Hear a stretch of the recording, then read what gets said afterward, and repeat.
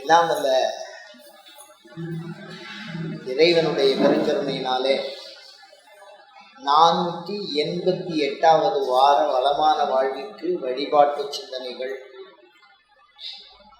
தொடர் சொற்பொழிவு நிகழ்ச்சியிலே சைவம் சிவசம்பந்தம் என்கின்ற தலைப்பிலே சிந்திக்கிறோம். பொதுவாக சைவம் அப்படின்னு ஒரு வார்த்தையை கேட்ட உடனே நமக்கு என்ன ஞாபகம் வரும் அப்படின்னா, உணவகங்களிலே சைவம் அசைவம் ஞாபகம். ஏன்னா நம்ம கூட எது சம்மந்தப்பட்டிருக்கோ அதுதான் முதல்ல உணவகங்களில் சைவம் அசைவம் அப்படிங்கிறது. அதுக்கு அடுத்தபடியா சைவம் அப்படின்னா என்ன அப்படின்னா, ஒரு இனத்தை சைவர்கள் என்று குறிப்பிடுகிற வழக்கம். அந்த இனம் சிறப்பாக ஏன் சைவர்கள் என்று குறிப்பிடப்பட வேண்டும் என்று சொன்னால், அது 2 பகுதி இருக்கு. மாமிசம் சாப்பிட்றவா இருக்கா, மாமிசம் சாப்பிடாதவா இருக்கா. அப்படிங்கிறதுனால சைவர்கள் சிறப்பாக சொல்லணும். இது வேற எந்த நோக்கத்தோடையும் சொல்லப்படவில்லை. சிவத்தோடு சம்பந்தமாவது என்கிற சிந்தனைக்காக மாத்திரம் இந்த கருத்துக்களை எடுத்து. இப்போ அதுக்கு அடுத்தது என்ன அப்படின்னா, அவ சைவம் சாப்பிடாம சைவம் சாப்பிட்றதுக்கும் அசைவம் சாப்பிடாம இருக்கிறதுக்கும் எது காரணம்னு சொன்னா, சமயம் காரணமாக இருக்கு.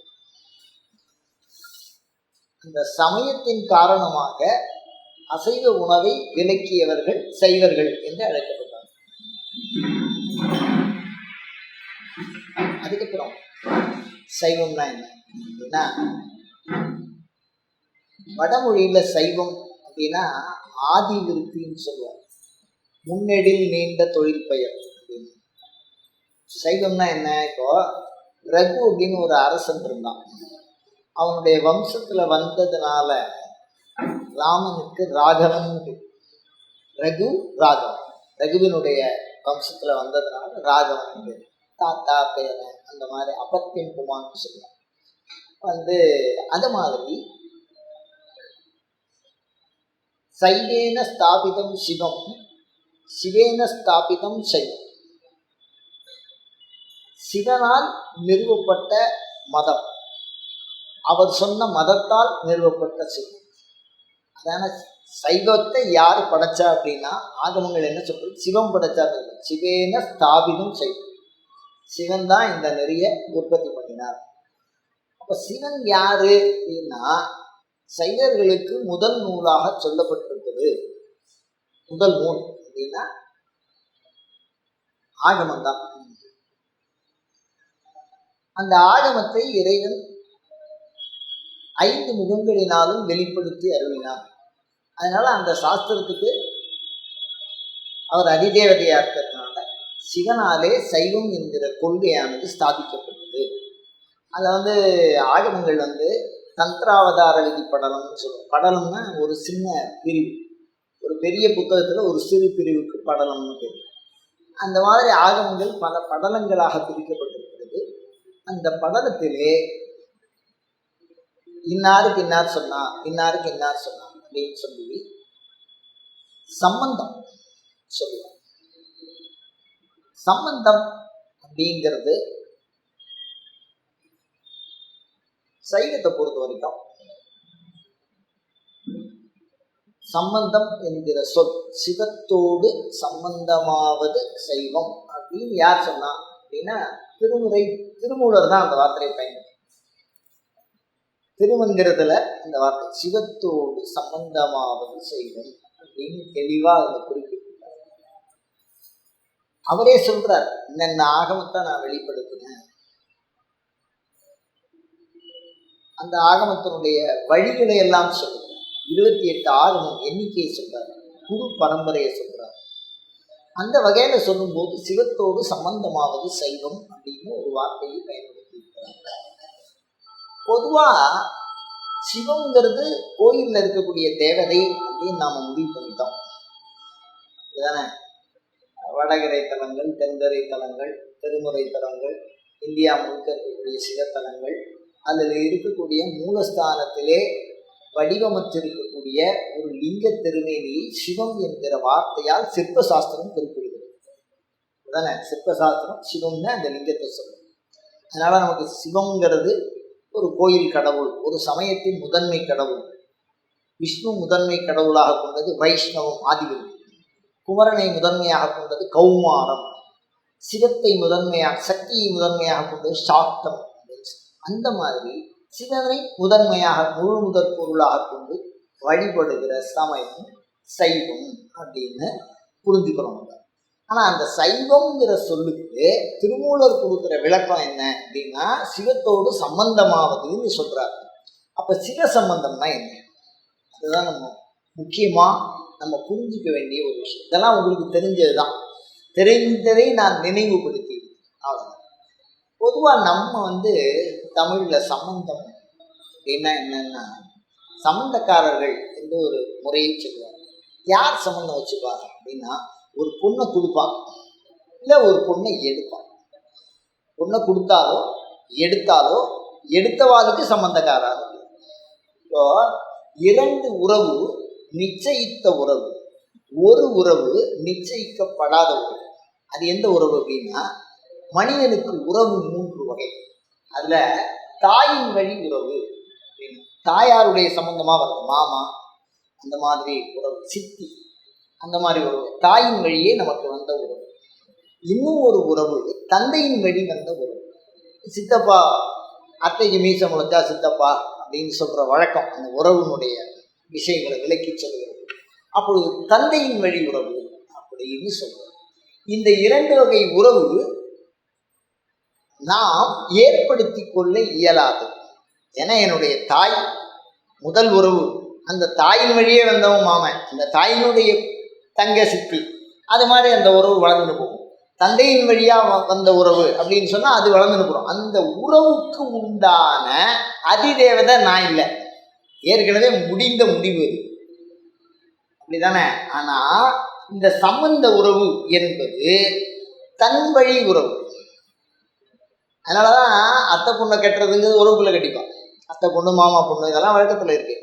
ஆனால் சம்பந்தம்ங்கிறது அந்த இனத்திலே இருப்பவர்கள் வேறு இடத்துல சம்பந்தம் பண்ணுவாள். வேறு ஒரு அந்த இனத்திலேயே இருந்தால் வேறு ஒரு உறவின் மூலமாக, உறவு இல்லாதவர்களை தாயின் வழியாகவும் அவளுக்கு சம்மந்தம் இல்லை, தந்தையின் வழியாகவும் சம்மந்தம் இல்லை, தன் வழியாக சம்பந்தம் இருக்கிறவாளுக்கு மாத்திரம்தான் தன் வழி சம்பந்தம்னு சொல்கிறா. அதனால தான் சம்பந்தக்காரான்னு சொல்கிறான்.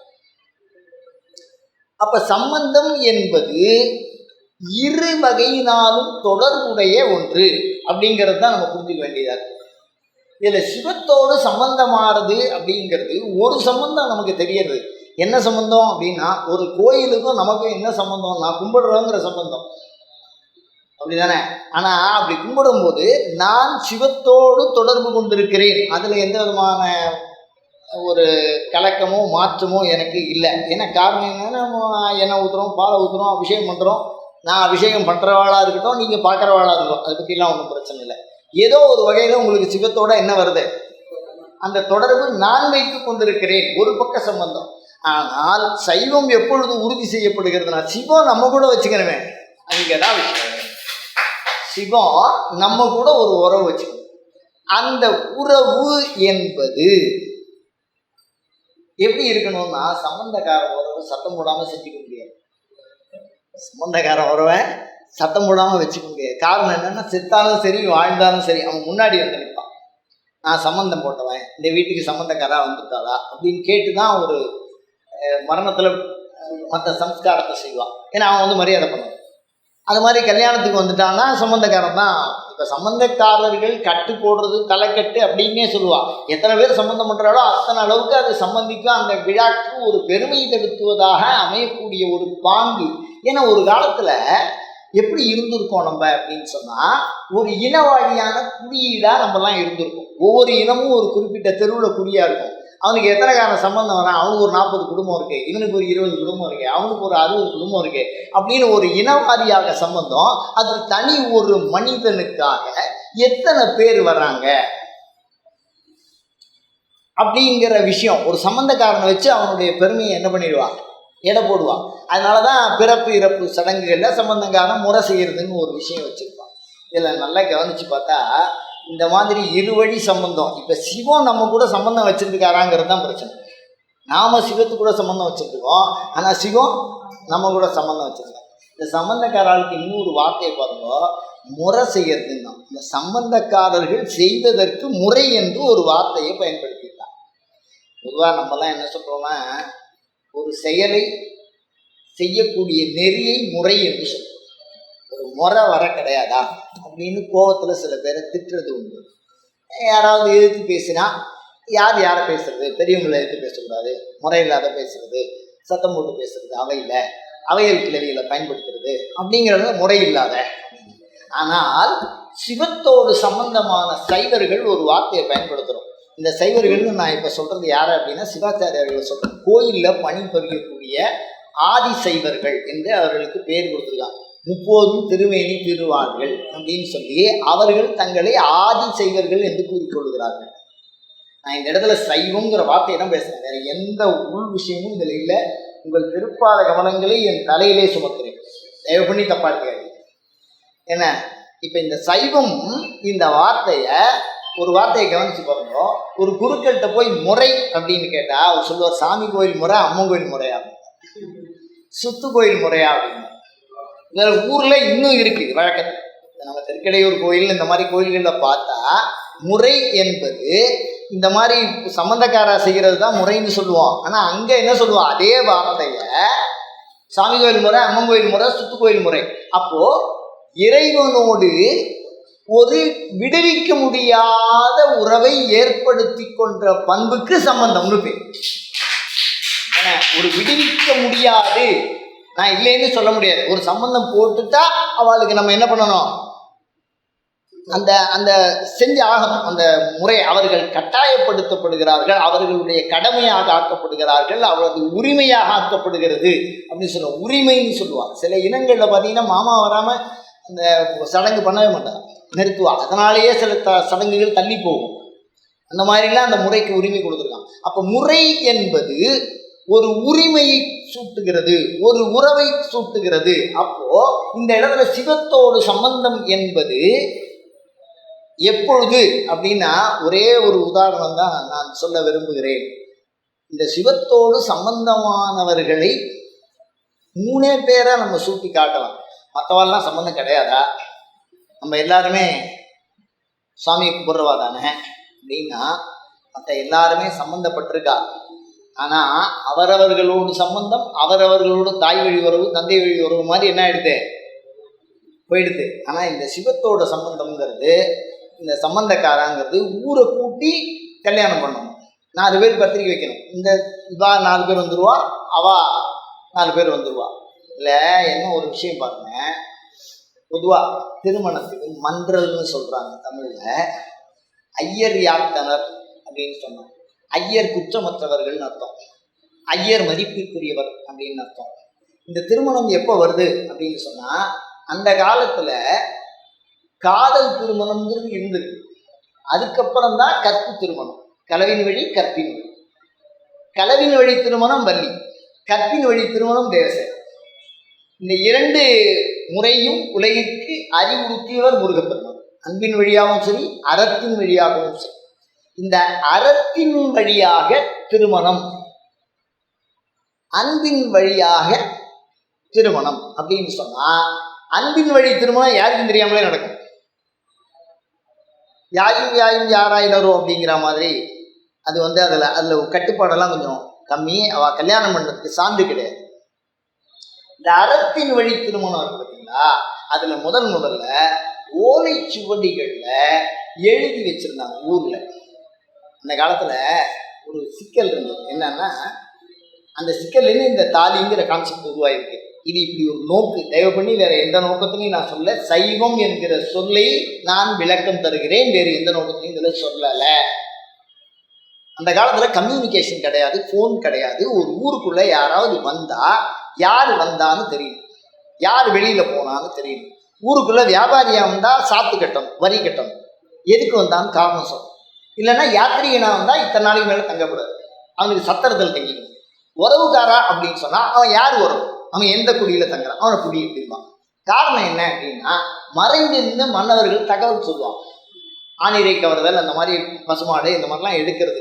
அப்போ என்ன பண்ணுவாங்கன்னா, ஊருக்குள்ளே மக்கள் தொகை கணக்கு என்ன இருக்கும், ஒரு ஆள்கிட்ட இருக்கும். அவளுக்கு பேர் ஸ்தானிகர்னு பேர்.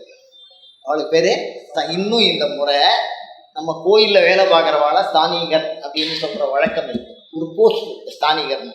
இந்த ஸ்தானிகர்கள் யார் அப்படின்னு கேட்டால் அந்த இடத்த விட்டு போக மாட்டான். அதில் அவனுக்கு என்ன சிறப்பு அப்படின்னா, அந்த காலத்தில் நல்லா யோசிச்சுப்பாங்க, இந்த காலத்தில் நீங்கள் இருக்கிற இடத்துக்கு எல்லாமே வருது. அந்த காலத்தில் அப்படி வராது.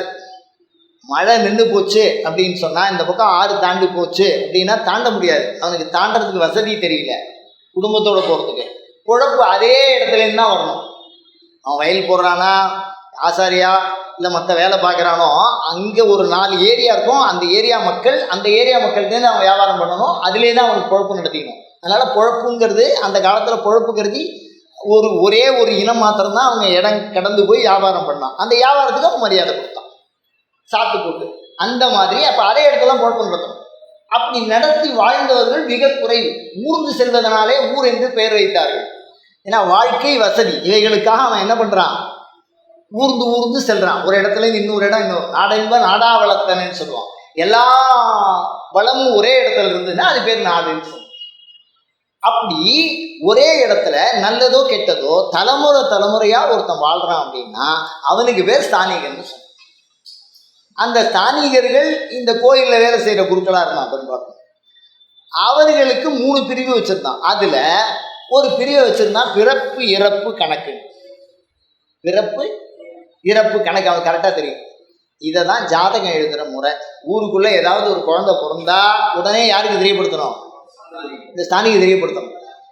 உடனே அவன் இந்த நட்சத்திரம் என்ன கோத்திரம் அப்படின்னு சொல்லுவான். எவனாவது செத்து போயிட்டான்னா உடனே அவனுக்கு திதி தெரியப்படுத்தும்.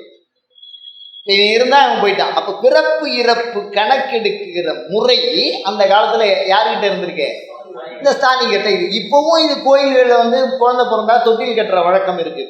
குலதெய்வத்தில் ஒரு விஷயமா வச்சுருக்கான். அதெல்லாம் பாரம்பரியமாக கொண்டு வந்திருக்கான் அந்த அளவு. அப்போ வெளியிலேருந்து ஒரு ஆள் தங்கினா அதை என்ன கண்டுபிடிச்சிருவா, அந்த மன்னனுக்கு ஏதாவது ஊர் செய்வான், புரட்சி விளைவிப்பான், ஒற்றர்கள்னு சொல்லுவான். அங்கேருந்து நான் அப்படிலாம் அப்படியே குடும்பத்தோடு கொடுத்துருவான். இந்த மாதிரி ஒரு எதிரியாக இருந்தான். இப்போ எதுக்கு இதை சொல்கிறேன் அப்படின்னா, இந்த ஸ்தானிகர்கள் என்பவர்கள் ஊரறிய சம்பந்தம்ங்கிறது ஊரறிய. இந்த ஸ்தானிகரை எல்லாருக்கும் தெரியணும். அந்த சம்பந்தம் அறத்தின் வழி இந்த திருமணத்தை செய்தார்கள். இந்த சம்பந்தங்கிற வார்த்தைக்கு சொல்கிறேன். அப்போ அறத்தின் வழி திருமணம்னா அவள் இனத்தில் எல்லாரையும் கூப்பிட்டு வச்சு, சாட்சிக்கு ஒரு இனத்தை கூப்பிட்டு வச்சு ஓலைச்சுவடியில் பதிவு பண்ணிடுவான். அப்படி பதிவு பண்ணும்போது என்ன பண்ணுவான்னு கேட்டிங்கன்னா, 3 தலைமுறை பேர் சொல்லுவான். அந்த இன்னாருக்கு பையன், இன்னாருக்கு தாத்தா, இன்னாருக்கு பேரன், 3 பேர். இன்னும் அந்த வழக்கத்தில் இருக்குது. சில பேர் பத்திரிக்கை, இப்போ உள்ள பத்திரிக்கையில் பார்க்க முடியல, இதுக்கு முன்னாடி உள்ள பத்திரிக்கையெல்லாம் பார்த்தீங்கன்னா தெரிஞ்சிருக்கும். தாத்தா பேரன், அந்த கொள்ளு பேரன் வரைக்கும் போடுவான். ஏன்னு கேட்டால் ஒரே பேர் திருப்பி வரும். திருக்கடையூரில் அபிராமிங்கிற பேர் நிறையா பேருக்கு வரும். அதனால் இன்னாருடைய பையன், இன்னாருடைய மூத்த பையன், இன்னாருடைய இளைய பையன், இன்னாருக்கு பேரன்னு 3 தலைமுறை பேரை போட்டு 2க்கும் யார் அப்படின்னா அந்த ஸ்தானிகர்கள் கைது போட்டு முடிச்சிருவான் அந்த விஷயத்த. அது ஓலைச்சுவடியில் எழுதி வச்சதுனால தாலின்னு பேர். அதனுடைய மரபு தான் இன்னைக்கு நம்ம கழுத்தில் கட்டுற தாலி. இந்த தாலிங்கிறது அவ்வளோ உரிமை உடையது, சம்பந்தம் உடையது. எப்படிப்பட்ட சம்பந்தம்னா, ஒருவன் உயிரோடு தொடர்புடையது. ஒருவன் உயிரோடு தொடர்பு இருந்தால் அந்த தாலியை கட்டிக்கிறாங்க. அந்த உயிர் நீங்கி விட்டால் அந்த தாலியை என்ன பண்ணிடுறாங்க, எடுத்துடுறாங்க. அப்போ சம்பந்தம்ங்கிறது என்னன்னா, ஆன்மாவானது உடல் இல்லை, நல்லா புரிஞ்சுக்கணும், உடல் இல்லை, உயிர். அந்த உயிரானது கொள்ளுகிற சிவத்தோடு கொள்ளுகிற சம்பந்தம் சைவம். அதுதான் சிவத்தோடு சம்பந்தமாவது சைவம். இந்த உயிருங்கிறது, இந்த சம்பந்தங்கிறது ஏன் சொல்கிறேன் அப்படின்னா, எல்லாருக்கும் நடுப்புறதான் அந்த ஓலைச்சுவடி எழுதி கட்டுவா. அப்போ தான் இந்த உருட்டு போடுற பழக்கம்லாம் வந்திருக்கு. கல்யாணம் ஆயிருக்கா, இவங்களுக்கு கல்யாணம் ஆகணும்னு இவங்களுக்கு ஒரு நெஞ்சுன்னு சொல்லுவா, ஆண் போட்டுக்கிறதுக்கு நெஞ்சுன்னு போடுவா. காலசுமாரமூர்த்தி காலிலேயே அது இருக்கும். காலசுமாரமூர்த்தி காலில் அம்பாள் காலால் உதைக்கும் போது அதில் கருணை இருக்குது, அதில் அந்த உருட்டு இருக்குது. அந்த உருட்டுனால உதைக்கிற இந்த கால் போடும்போது சொல்கிற அவர் பாத சிறப்பு அவருக்கு. எதுக்கு இதை சொல்கிறேன் அப்படின்னு கேட்டிங்கன்னா, சிவத்தோடு சம்பந்தம் என்பது எல்லோருக்கும் அரிய ஊரறிய அப்படின்னா, ஊரறிய சிவமானவர் சொல்லி ஆட்கொண்டால் அவர்கள் சைவர்கள் 60 பேரும். இந்த 3 சைவர்கள், பிறரையும் சைவர் ஆட்க வல்லவர். அத்தனை பேரும் சைவர்கள் தான். சைவர்களாக ஆனவர்கள் அதுல எந்த விதமான மாறுபாடும் கிடையாது. இங்க இன குறியீடோ மொழி குறியீடோ வேலை செய்யக்கூடிய அந்த வேலை பணி குறியீடோ எந்த குறியீடே கிடையாது. 60 பேரும் சைவர். அதுல எல்லாரும் இருப்பான். எல்லா தன்மை உடையவர்களும் எங்க இருப்பாரு? அந்த அந்த விஷயத்துல வருவார். அப்ப சைவம்ங்கிறது என்னன்னா ஆன்மாவோடு கொள்ளுகிற தொடர்பு, உடலோடு கொள்ளுகிற தொடர்பு அல்ல. அந்த ஆன்மாவோடு பிறரையும் சைவர் ஆட்க வல்லவர்கள் இந்த 3 பேர். எந்த 3 பேரு? மூவர் முதலிகள்னு சொல்ற பாருங்க. இவர்கள் தான் சிவத்தோடு சம்பந்தமுடையவர்கள் என்பதை, ஆன்மாவோடு தொடர்புடையவர்கள் என்பதை அவர்கள் இறுதியில் அடைந்ததை இவர்கள் வாழ்நாள் முழுக்க சாதிச்சு காட்டினார். அப்புறம் போய் ஆழிவிசை கல்மிதப்பில் அணைந்த பிறான்னு சொல்லுவான். எங்கேயாவது கல் மிதக்குமா? சிவத்தோடு சம்பந்தம் இருக்கிறது, அதனால அவர் செய்தார். ஊரறிய ஆட்கொள்ளப்பட்டவர். ஞான சம்பந்தர் 3 வயசு குழந்தை தோடுடைய செவியன் விடையேறின்னு பாடுறது சிவத்தோட சம்பந்தம். பல்லக்கு கொடுத்தார் சுவாமி. அதே சுந்தரருக்கு தெருவில் நடந்தார். திருவாரூர் தெருவில் நடக்க வச்சார். செங்கல் தங்கமாகும். உலகத்துல எந்த நீதியும் கிடையாது சிவபெருமானுக்கு. எல்லா காரணமும் காரியமும் மற்ற எல்லா காரியத்தையும் செய்யக்கூடியவன். அப்படிப்பட்டவனோடு வெளிப்படையோடு கொண்ட தொடர்பு தான் சைவம். அப்படி இறைவனோடு ஆன்மா கொள்ளுகிற வெளிப்படையான அந்த தொடர்புக்கு என்ன பேரு? சைவம்னு பேர். அப்ப அந்த உறவுக்காரர்களாக நாம சாமியை பார்த்து வழிபாடு பண்றோம். இதுல என்னன்னா ஒரே ஒரு விஷயம், இந்த சம்பந்தம்ங்கிறது அம்மா உறவு, அப்பா உறவு, அத்தை மாமா தாத்தா பாட்டி இந்த மாதிரி உறவெல்லாம் வந்து இந்த மாதிரி உடல் அல்ல சைவம். ஒரு உடலுக்கும் உயிருக்கும் உண்டான சம்பந்தம். இது எனக்கு உள்ளே வந்து சைவம்னா என்ன? உடலுக்கும் உயிருக்கும் சம்பந்தம். எனக்குள்ளே இருக்கு 2 சம்பந்தம். மனதிற்கும் எண்ணத்திற்கும் உண்டான சம்பந்தம். மனம் இருந்தாதான் எண்ணம் இருக்கும், எண்ணம் இருந்தாதான் மனம் இருக்கும். கண்ணுக்கும் பார்வைக்கும் உண்டான சம்பந்தம். அது இல்லைன்னா அதோட பண்பு போயிடும். உடலுக்கும் இயக்கத்திற்கும் உண்டான சம்பந்தம்.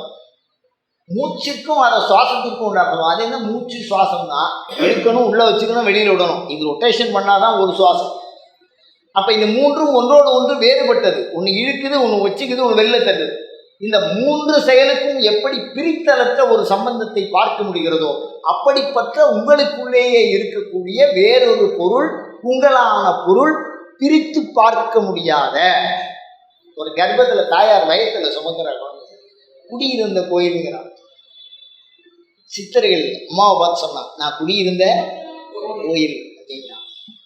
அப்போ அந்த உடம்புக்குள்ள வேறா இல்லை. அவ 3 மாசமா இருக்கும்போது அப்படியே சாப்பிட்றா, ஏதோ சாப்பிட்றா. அந்த உணவு யாருக்கு போகுது? அப்படியே உள்ள போகுது. இந்த குழந்தை சாப்பிட்றது ஒரு 7 மாசம் இங்கே உதைக்கிறதுங்கிறா. அப்படி உடனாய் இருக்கின்ற பண்பு. அதுக்கப்புறம் இடுப்பிலேயே தூக்கி நலையிறா. அதுக்கப்புறம் கொஞ்சம் இறக்கி விட்டு வெளியில போறான். அதுக்கப்புறம் ஆதிகாரை கல்யாணம் பண்ணோன்னா அவன் இந்த அம்மாவை பார்க்கறதே. அது வேறாய் சென்று விட்டவர். உடனாய் இருக்கிற உறவு, ஒன்றாய் இருக்கிற உறவு. அப்படிப்பட்ட அந்த உறவைத்தான் இந்த இடத்துல நான் என்ன சொல்றேன் அப்படின்னா, ஒரு தாய்க்கும் ஒரு கருவுக்கும் உண்டான உறவை விட நெருக்கமான உறவு உயிருக்கும் சிவத்துக்கும் உண்டான உறவு என அறிந்து கொள்க. அதுவே சைவம். அயம் தர்மஹா உத்தரோத்தர அபிவிருத்தி ரஸ்து. அடுத்த வாரம் சிவநேசன் ஜபத்தை பற்றி பார்ப்போம். அயம் தர்மஹா உத்தரோத்தர அபிவிருத்தி ரஸ்து.